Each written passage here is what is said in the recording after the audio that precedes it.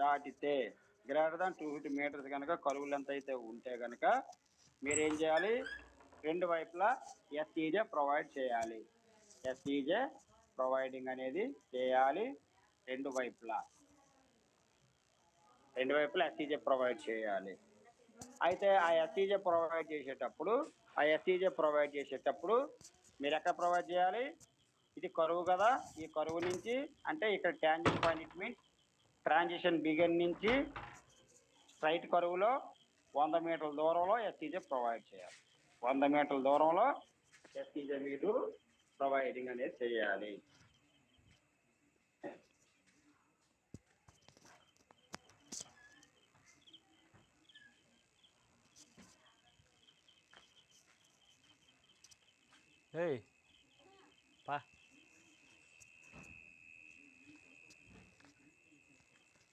ఎస్ఈజే provide ఒకవేళ మీరు LWR section లో 50 కేజీ రైలు వాడినప్పుడు ఒకవేళ మీరు 5 డిగ్రీ కరువులో కనుక మీరు కరువు వేసినప్పుడు కరువు యొక్క టోటల్ లెంత్, సర్క్యులర్ కరువు కాదు, టోటల్ లెంత్ కరువు అంటే ట్రాన్సిషన్ పోర్షన్లతో కలిపి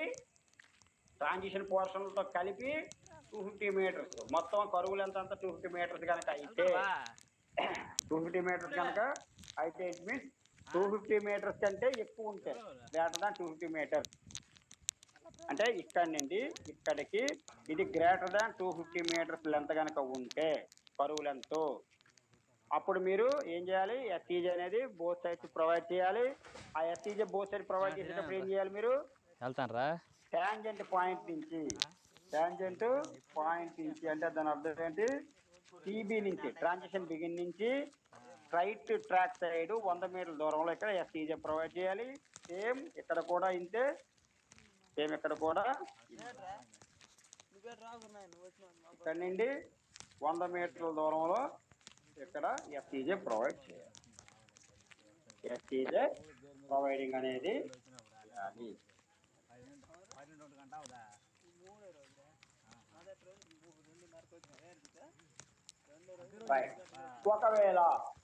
ఒకవేళ ఈ 350 డిగ్రీస్ కరువులో కనుక మీరు 5 డిగ్రీ కరువులో మీరు వేసినప్పుడు ఇలా మీరు 5 డిగ్రీ కరువులో కనుక వేసినప్పుడు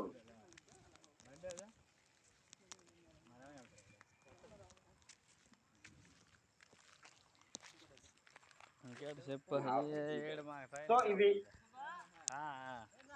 ప్రికాషన్స్ అయ్యా. ఏంటి, LWR track 52 KG rail section PS sleeper 1540 sleeper అందుకున్నప్పుడు దానిని ఆ ఎల్డబ్ల్యూఆర్ ట్రాక్ లో మీరు వేసినప్పుడు 50 కేజీ రైలు సెక్షన్ వేసినప్పుడు ఆ కరువు 50 కేజీ రైలు సెక్షన్ తో కనుక మీరు 5 డిగ్రీ కరువులో కనుక ఎల్డబ్ల్యూఆర్ లో 5 డిగ్రీ కరువులో కనుక మీరు 52 కేజీ రైలు సెక్షన్ కనుక కంటిన్యూ చేయాలనుకుంటే 52 కేజీ రైలు సెక్షన్ ని ఎల్డబ్ల్యూఆర్ కి కంటిన్యూ చేయాలి అనుకుంటే ఈ ప్రికాషన్స్ తీసుకోవాలి. ఇది 5 డిగ్రీ కరువులో కనుక వేస్తే, లేదు అనుకుంటే మీరు అప్ టు 440 మీటర్స్ అంటే 4 డిగ్రీల కరువు వరకు కనుక మీరు ఎల్డబ్ల్యూఆర్ 50 కేజీ రైలు సెక్షన్ తో కనుక మీరు కంటిన్యూ చేయాలనుకుంటే there is no need precautions అయితే మాత్రం ఎక్స్ట్రా ప్రికాషన్ మీకేం అవసరం లేదు. ఒకవేళ మీరు 5 డిగ్రీ కరువు కనుక మీరు ఎల్డబ్ల్యూఆర్ ట్రాక్ లో ఎల్డబ్ల్యూ ట్రాక్ వేయాలనుకుంటే 5 డిగ్రీ కరువులో 50 కేజీ రైలు సెక్షన్ వేయాలి అనుకుంటే అప్పుడు ఈ ప్రికాషన్ మీరు తీసుకోవాలి.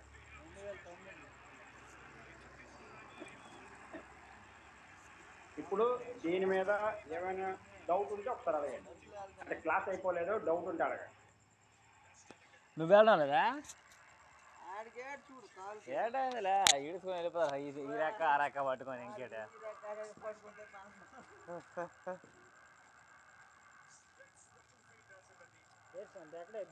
నెల్లూరేనే వెళ్తావా హైదరాబాద్ ఈ మధ్యన? సంవత్సరం పైన అయిపోతుంది, కింద సంవత్సరం సముద్రం సార్. ఇప్పుడు ఎన్ఆర్పి అప్లైన్ గ్రేడియంట్ కర్వ్ అవుతుంది సార్, అది కాదు ఊర్లో ఎందుకు 2 నెలల 3 నెలల పని చేసి రావాలి. ఎన్ఆర్పి 700 కిలోమీటర్స్ కదలబుద్ధి అయితే కొన్ని రోజులు ఎక్కడికి వెళ్ళబుద్ధి అయితే అది గ్రేడియంట్ కర్వ్ కాదు సార్. ఎక్కడది ఏ కిలోమీటర్? 700 సార్. ఎన్ఆర్పి స్టేషన్ దాటినాక కరువు వస్తుంది కదా సార్, కరువు వస్తుంది కదా, అది గ్రేడియంటే. అదే ఓకే. కాకపోతే ఇంత గ్రేడియంట్ కాదులే, మనకి 1/60 1/85 గ్రేడియంట్ ఏం కాదు కదా, జస్ట్ 1/500 ఎంత ఉంటుందని అనుకుంటా. Okay okay. ఇప్పుడు చెప్పే ఏయా ఏం పేరు సతీష్ బాబు, రాజమండ్రి. చెప్పండి సార్. కాన్సెప్ట్ అర్థమైందా? నాకు కాన్సెప్ట్ ఫుల్ గా అర్థమైంది సార్. ఏ మన శ్రీనివాస్ ఏం రావట్లేదు బొబ్బులి? సరే ఈ దసరా ఆహా. ఓకే, లేపుతున్నా సో ఇది కాన్సెప్ట్. నెక్స్ట్ ఇందులో మనకి ఇంకోటి ఉంది ఏంటంటే రివర్స్ కర్వ్ ఒకటి ఉంది. రివర్స్ కర్వ్లు వచ్చినప్పుడు LWR లో రివర్స్ కర్వ్ వేసేటప్పుడు ప్రికాషన్స్ కొన్ని తీసుకోవాలి. ఏంటా ప్రికాషన్స్ ఒకసారి చూద్దాం. దాంతో మనకి చిన్న పాయింట్ అవుతుంది అన్నమాట.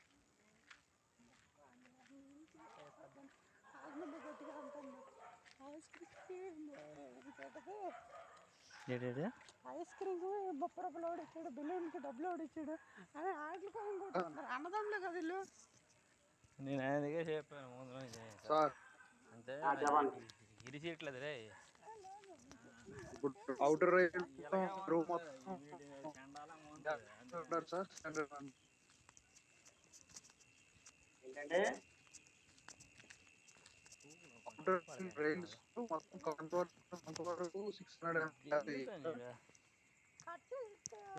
మీది వాయిస్ బ్రేక్ అవుతుందండి, ఎవరికైనా అర్థమైతే చెప్పండి అయ్యా నాకు. అవుటర్ లో 600 బ్యాలెస్ట్ వెయిట్ చెప్పారు కదా సార్, మొత్తం వేయాలా అని అడుగుతున్నారు. మొత్తం కాదండి, మీకు అదే చెప్పాను. ఎంతవరకు వేయాలి? 100 మీటర్స్ లెంత్ వరకు వేయాలి. ఏది 100 మీటర్స్ అంటే మీరు ట్రాన్సిషన్ పోర్షన్ నుంచి 100 మీటర్స్ లెంత్ వరకు వేయాలంటే ట్యాంజెంట్ పాయింట్ నుంచి 100 మీటర్స్ లెంత్ వరకు మీరు వేయాలి. అంటే అటు 100 మీటర్స్, ఇటువైపు 100 మీటర్స్, బోత్ సైడ్స్ కూడా 100 మీటర్స్ 100 మీటర్స్ ట్యాంజెంట్ పాయింట్ నుంచి.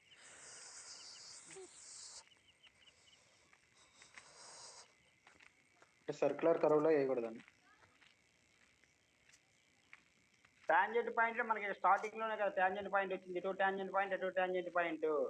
కాబట్టి ట్యాంజెంట్ పాయింట్ నుంచి ఇటువైపు 100 మీటర్లు, అటు ట్యాంజెంట్ పాయింట్ నుంచి అటు 100 మీటర్లు. ఓకే. ఇప్పుడు నేను ఈరోజు సెలవు పెట్టాను కదా, రివర్స్ కర్వ్. మార్నింగ్ ఏదో రివర్స్ కర్వ్ ని మనం ఏమంటామంటే ఎస్ కర్వ్ అని కూడా అంటాం. ఎస్ కర్వ్ అని కూడా అంటాం. రివర్స్ కర్వ్ ఏమంటాం మనం? S curve. అంటే బండి డైరెక్షన్ వెళ్తున్నాం అనుకుందాం, వచ్చిన తర్వాత పెట్టాలా? వెంటనే వాళ్ళకి డైరెక్షన్ మారిపోతుంది. అంటే ఇలా వెళ్ళిన బండి మళ్ళీ ఇలా తిరిగి ఇలా వెళ్తుంది. దీన్ని ఎస్ టైప్ కర్వ్ లేదా రివర్స్ కర్వ్ అని మనం అంటాం. అంటే అదే డిప్రెషన్, సాడ్ ఇవన్నీ.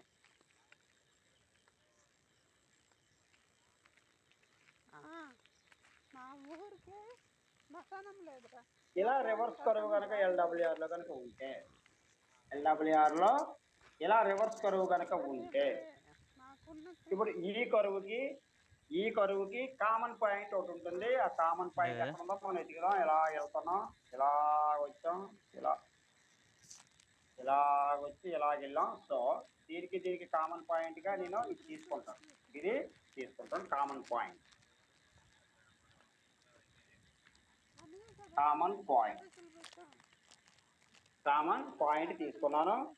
ఈ కామన్ పాయింట్ ఉంది కదా, ఈ కామన్ పాయింట్ కి ఇటువైపు 100 మీటర్ల వరకు అవుటర్ రైల్, ఇటువైపు 100 మీటర్ల వరకు అవుటర్ రైల్, అంతే కదా. ఈ కామన్ పాయింట్ ఇలా బయట తిరిగినప్పుడు ఇది అవుటర్ సైడ్ ఇటువైపు వస్తుంది. ఇలా వచ్చినప్పుడు దీనికి అవుటర్ రైలు ఇది వస్తుంది. కామన్ పాయింట్ ఇటువైపు కదా అవుటర్ రైలు వస్తుంది. ఏమయ్యా, అంతేనా? అవునండి. అంటే 100 మీటర్ల వరకు ఇటువైపు 100 మీటర్ల వరకు మీరేం చేయాలంటే 600 mm shoulder velocity provide. Shoulder velocity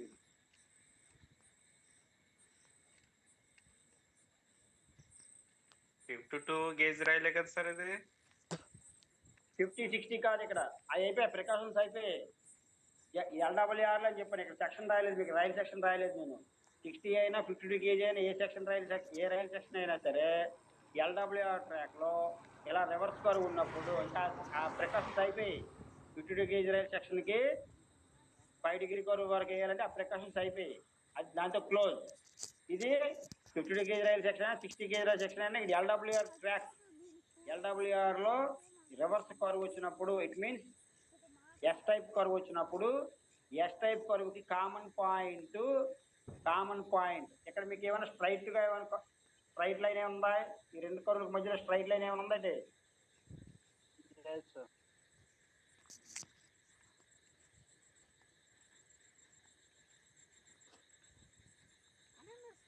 ఉందయ్యా స్ట్రైట్ లైన్ ఏమైనా ఉందా రెండింటికి? లేదు సార్. లేదు లేదు రైట్. సో ఈ రకంగా మనం ప్రొవైడ్ చేయాలి. ఈ రకంగా మనం కామన్ పాయింట్ ఇది ప్రొవైడ్ చేయాలి. ఒకవేళ ఇక్కడ ఎలా తిరిగింది, ఎలా తిరిగి ఎలా వచ్చింది, ఎలా స్ట్రైట్ ట్రాక్ వచ్చింది, కొంత స్ట్రైట్ ట్రాక్ వచ్చి ఎలా తిరిగింది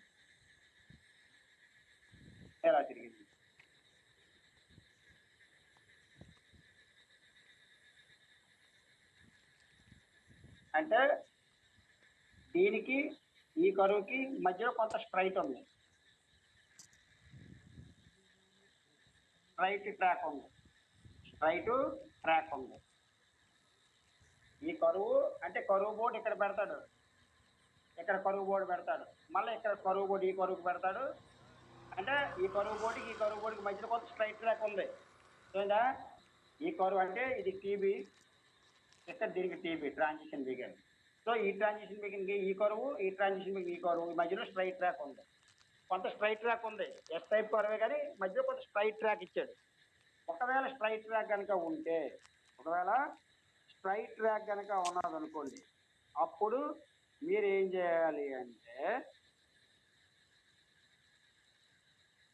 central line of the track, straight track అంటే స్ట్రైట్ ట్రాక్కి సెంట్రల్ లైన్ ఉంది కదా, సెంట్రల్ లైన్ ఉంది కదా, అంటే సెంటర్ పాయింట్. అంటే ఫర్ సపోజ్ ఇది ఒక 30 మీటర్లతో స్ట్రైట్ ట్రాక్ ఉందనుకోండి, 30 మీటర్లు అంటే మధ్యలో కరెక్ట్గా 15 మీటర్లకి సెంటర్ పాయింట్ తీసుకుంటాం, 15 మీటర్లకి సెంటర్ పాయింట్ తీసుకుంటాం అనమాట. స్ట్రైట్ ట్రాక్ సెంటర్ పాయింట్ నుంచి అప్పుడు అవుటర్ రైట్ సైడ్ 100 మీటర్లు, ఇటు అవుటర్ రైట్ సైడ్ 100 మీటర్లు, 600 mm బెలాస్ట్ విడ్త్ అనేది షోల్డర్ బెలాస్ట్ విడ్త్ అనేది ప్రొవైడ్ చేయాలి. ఈ కండిషన్ ఎలా అంటే there is no straight track between two curves. రెండు కర్వ్లకు మధ్యలో స్ట్రైట్ ట్రాక్ కనుక లేకపోతే కామన్ పాయింట్ తీసుకోవాలి. అంటే ఈ కరువుకి ఆ కరువుకి మధ్యలో కామన్ పాయింట్, అంటే దీనికి ట్రాన్సిషన్ బిగిన్ ఇది అవుతుంది, దీనికి ట్రాన్సిషన్ బిగిన్, అంటే ఈ రెండింటికి టీబీ ఒకటే అవుతుంది.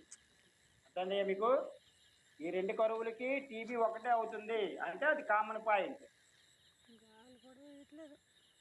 ఎందుకు? ఇక్కడ స్ట్రైట్ ట్రాక్ కనుక లేకపోతే, ఇప్పుడు స్ట్రైట్ ట్రాక్ ఉంది కాబట్టి అప్పుడు స్ట్రైట్ ట్రాక్ కనుక ఉంటే, స్ట్రైట్ ట్రాక్ లేకపోయింది అనుకోండి, ఫర్ సపోజ్ ఇక్కడ నాకు స్ట్రైట్ ట్రాక్ లేదు, ఇక్కడ ఇది కామన్ పాయింట్ అన్నాను. కామన్ పాయింట్ అంటే అర్థం ఏంటి? ఈ కరువుకి ఇది ట్రాన్సిషన్ బిగిన్ అవుతుంది, ఈ కరువుకి ఇది ట్రాన్సిషన్ బిగిన్ అవుతుంది. అంటే ఈ కరువు S1 కరువు, S2 కరువు 1, కరువు 2 అనుకుందాం. ఈ కరువుకి ట్రాన్సిషన్ బిగిన్ కామన్ గా ఒకటే ఉంది, అవును కదా? మాటలు మ్యూట్ లో పెట్టిన కాదు, ఇలాగ మధ్య మధ్యలో చెప్పండి అంటారా? అంటే కామన్ పాయింట్ ఒకటే ఉంది కరువుకి, రెండు కరువులకి కామన్ పాయింట్ ఒకటే ఉంది, అది transition begin. So common point ఉంటే, అంటే స్ట్రైట్ ట్రాక్ లేకుండా రెండు కరువులకి స్ట్రైట్ ట్రాక్ లేకుండా ఉంటే కామన్ పాయింట్ ట్రాన్సిషన్ బిగిన్ అవుతుంది. అప్పుడు ఈ ట్రాన్సిషన్ బిగిన్ కామన్ పాయింట్ నుంచి ఇటు 100 మీటర్లు, ఇటు 100 మీటర్లు, 600 mm కింద మీరు ఎక్స్ట్రా బెలాస్ట్ విడ్త్ అనేది ప్రొవైడ్ చేస్తారు. కామన్ పాయింట్ అంటే రెండు కరువులు కలిసిపోయాయి అనమాట. అంటే ఒక కామన్ పాయింట్ లేకుండా స్ట్రైట్ ట్రాక్ ఉందనుకో, కొంత స్ట్రైట్ ట్రాక్ ప్రొవైడ్ చేస్తాం ఈ కరువుకి.